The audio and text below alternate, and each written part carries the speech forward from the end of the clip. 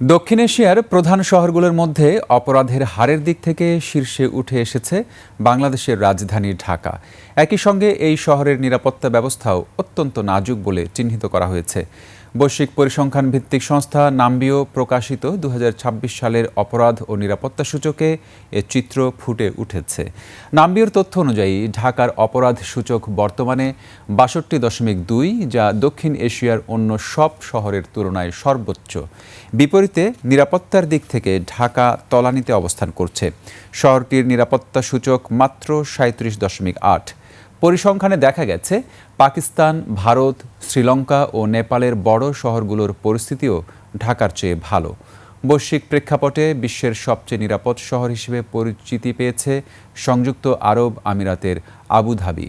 শহরটির অপরাধ সূচক মাত্র ১১.১ এবং নিরাপত্তা সূচক ৮৮.৯। এর তুলনায় ঢাকার নিরাপত্তার অবস্থা অত্যন্ত নাজুক।